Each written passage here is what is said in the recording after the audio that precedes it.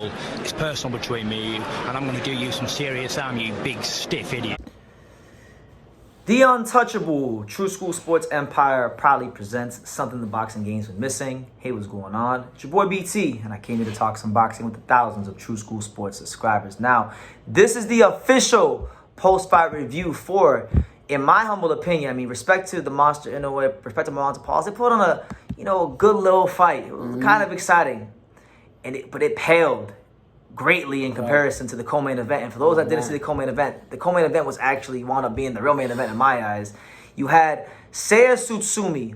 He was 9-0-2 coming into the fight, taking on Kazuki Anaguchi. And this was a fight for the Japanese bantamweight title. Now, I wasn't the most familiar with these guys before this fight, but let me tell you something about these two guys now. Whenever they fight, whoever they fight, wherever they fight, I will be following their careers very, very closely because they put on one of the best fights I've probably ever seen.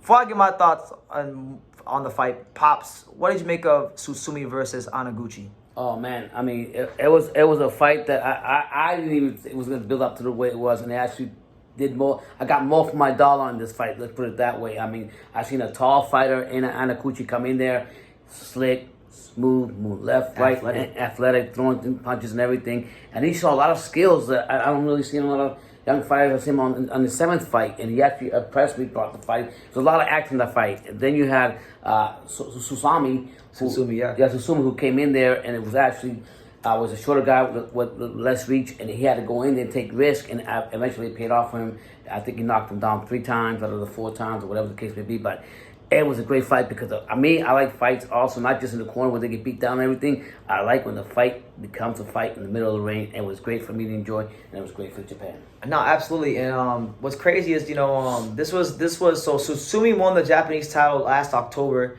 and this is his 3rd defense of that Japanese bantamweight title.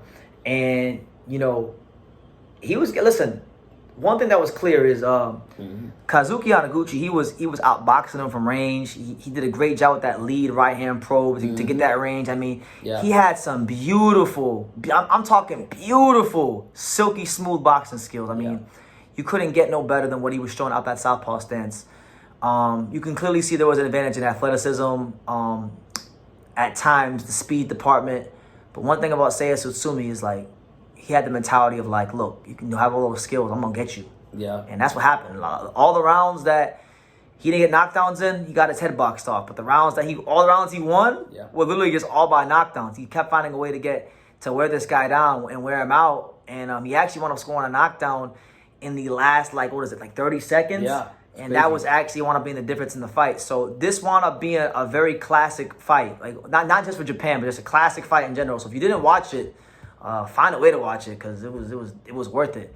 And now just looking at it, right, Seiya Tsutsumi was highly ranked in the pretty much all the organizations. He's ranked number 3 WBA, number 4 IBF, and what is he? Number 15 WBO, and let me see, and number 10 WBC. So he's ranked everywhere. But the highest ranking he currently has is the WBA, and right now the current WBA champion is Takuma Inoue, right? So that could be a fight for Seiya Tsutsumi. I feel like everyone's looking at Takuma Inoue because I've been interviewing a lot of bantamweights here in America, like Jonathan Rodriguez, Lawrence Newman, and a lot of bantamweights seem to be looking at Takuma Inoue as low hanging fruit. He's good, but he ain't the monster. He ain't his brother. That's the sentiments that everyone seems to have. So Takuma's gonna have to really prove himself.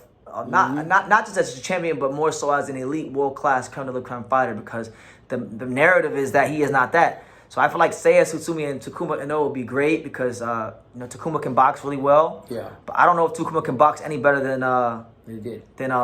what's this guy? The guy that he just fought. Anaguchi.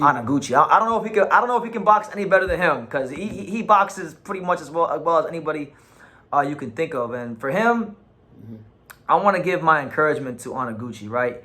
Because Kazuki Anaguchi, he really, throughout the fight, made me a fan, a big fan. I actually wound up wanting him to win the fight as I'm watching the fight. And look, I hope he come back strong. I hope, truth be told, I hope Seiya Tsutsumi can win a world title.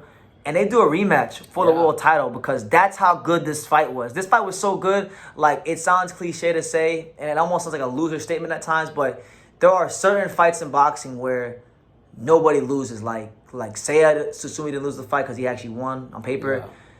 Anaguchi made an impression, so like you can't just say that, you know, he's definitely, you know, stock went up.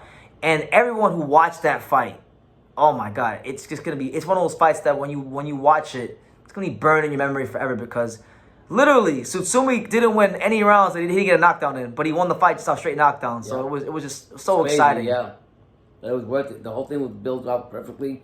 I mean, all action. It was all action. It really was. Yeah, so for me, like if there was one fight where I could say, you know what, this is what Japanese boxing is all about, this would be up there. This fight, Exactly. I feel like this fight, the Kenshiro Anthony Olas-Kuwaga fight from earlier in the year, and Jin Sasaki versus Keita Obara, those three fights right there, all happened this year. All great, you know, examples of what Japanese boxing at the highest level is all about, which is, you know, that whole like death before the dishonor culture that they have over there, you know. So, got anything to add to that? No, I love the whole thing. I mean, in the beginning, I thought that this Anaguchi was gonna take over and just beat the crap out of Tsutsumi, but when Tsutsumi caught him, Tsutsumi turned it on and actually brought the fight more to life, and just the whole action, the whole thing. I feel bad for Anaguchi, but I will say he couldn't even walk straight after the fight. I think he just cramped up from that, but I think it's only his 7th fight, so I'll say this fight. He'll be back. Yeah, he'll grow from this and he'll get better. And shout out to Tsutsumi. Last thing I'll add on the video, the second highest ranking that Seiya Tsutsumi has is the IBF ranking at number 4, and the IBF bantamweight champion right now is Emmanuel Rodriguez. I would like that fight for him. You know, Emmanuel Rodriguez is a talented fighter, 2-time champion, very skilled boxer. I want to see Seiya Tsutsumi against all the skilled boxers, because it looks like he's one of them guys where it's like, look, I'm going to get you. One way or the other, I'm going to get you. And I would like to see how Manny Rodriguez can deal with that, because the only guy Manny Rodriguez lost to, I think he'll beat Manny Rodriguez. You think so? Yeah. You favor Seiya Tsutsumi over Manny Rodriguez? And then you got to say, hey, Puerto Rican fighters. You do? Yeah. You don't put Puerto Rican. But I think it will. I think the fact that he actually figured out how he had to go in and take a risk and get that, you know, like knockdown to get him going, I think he could do that with him. But there's good fights out there for Seiya Tsutsumi, so hopefully he gets one of those two, and then I'm hoping down the road they run this one back for a world title, because that's how great it was. It deserves every last bit of attention, every last bit of praise, adoration, just any positive adjective I can think of.